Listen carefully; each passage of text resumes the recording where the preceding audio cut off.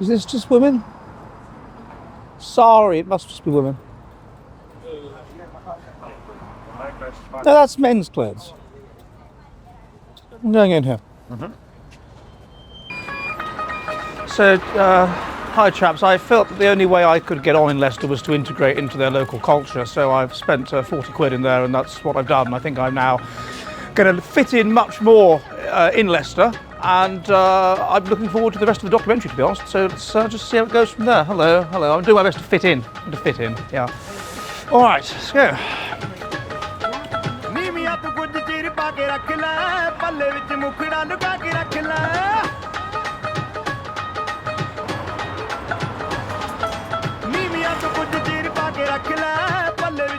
Thought I'd integrate into the local culture, you know.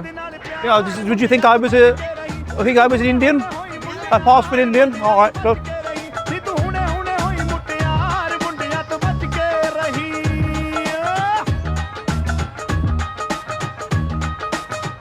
Feel slightly self-conscious.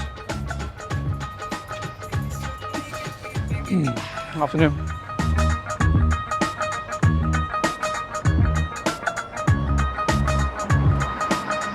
But look, they've got a white guy on the advert. I could be him. Isn't that interesting? And they dye their skin white as well, don't they?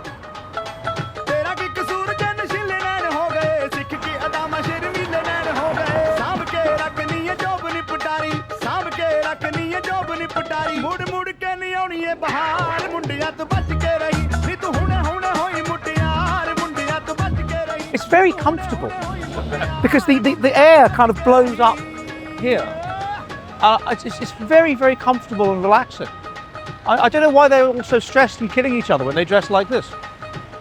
In fact, thinking about it, she said, would you like pajamas? I think this would be very pleasant if I had no underwear on at all. And there would be an upward breeze, like a convection current, in that whole genital area. But I imagine that would be haram. But to be fair, this is Hindu, so they don't really have that problem.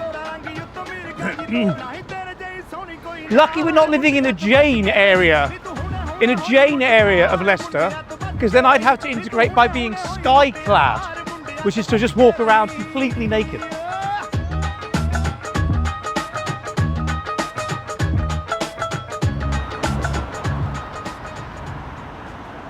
It's a change is as good as a rest, they say, and I do have a feeling, not least because I have a nice breeze blowing up me perhaps, that this is like a little holiday.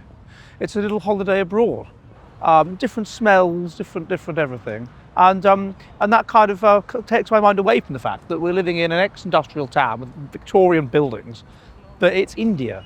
It's a strange culture shock stage 1, where it's all exciting and positive and whatever. I imagine if I lived here for a while, culture shock stage 2, i.e. that man telling me earlier that they won't give houses to white people, but he can't bolt to leave, would hit in. But this is culture shock stage 1. Cook's Tor, Gandhi. They are actually quite nice. Now some would argue that is, hello, what do you think? Do I look Indian? Yeah. So one of the problems with places like other parts of Leicester, perhaps not here, but in general, is that if you have a dominant ethnicity, you have basically relatively high social trust. People trust each other, people cooperate with each other, people do things, people engage in social goods, and so on. If you have a small single foreign group, then that foreign group will perhaps create its own community and so on. But if you have lots of foreign groups, lots of different foreign groups, all small percentages of each, that's when you're going to get conflict, because there's no overarching culture, there's no overarching group that has control, and so everyone feels they can fight for control. People might feel resentment against another small foreign group, and that's when things really kick off. And that's kind of what you saw in this area, in that there is a Muslim minority in this area sufficient to be annoyed that it's dominated by Hindus. And that minority is large enough for things to kick off. And so this is a microcosm in some ways of what's going to happen in England, which is lots of ethnic groups fighting each other. What do they teach you about sort of things like multiculturalism and stuff like that? Do they teach you a lot about that? Yeah. What stuff do they teach you about that? Like Black History Month. You get Black History Month? Yeah. And do you get taught about English history? Yeah. History. So when was the Battle of Agincourt? We're not on that yet. Oh, you're not on that. What year are you in? That's 13. That's younger than my daughter. So do the English kids? Do you have any English kids at your school? Very little. Yeah. Very little, really. Yeah. So it's mainly Asians. Yeah. What was it? Mainly Hindu or Muslim or what? Eh? Yeah. Mixed. It's mixed. It's mixed. Does that ever cause any problems? No. No. All right. Okay. That's excellent. What do you think of my garb? It's good, isn't it? Very nice. So would I pass for an Indian?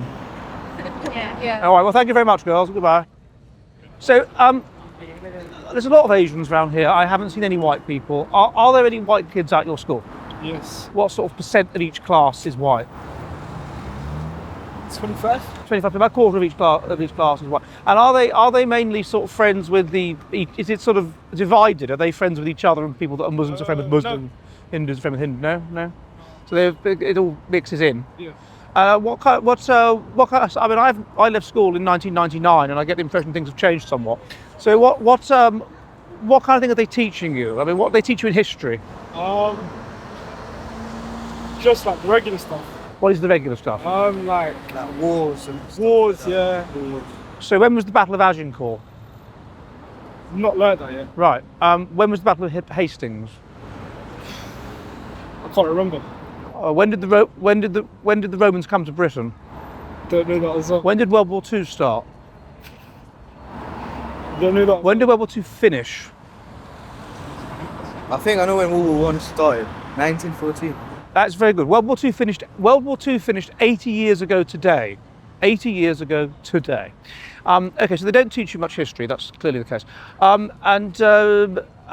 Do they teach you much about all this sort of transsexual stuff that's fashionable these days? Do you have your own bathrooms for men and women, or do you have to like mix? Yeah, we do, yeah. All We right. have like a few separate ones. And a couple mixed as well. Mixed. Yeah, so what? Filthy. Okay, and do you have any girls that reckon they're boys and that kind of thing? So I hear that's fashionable among the young people. Girls that think they're boys. Few. Really? Yeah, And they dress as boys? yeah. And do they go to the boys' changing rooms for PE? No. They go to the girls' changing rooms? Not really boys. But I'd like to stop talking to children because I'm not a paedophile. Are you ready for the future of the West? Thank you for listening. If you'd like to hear the full thing, as well as help with my other projects, then please become a subscriber at jollyheretic.com.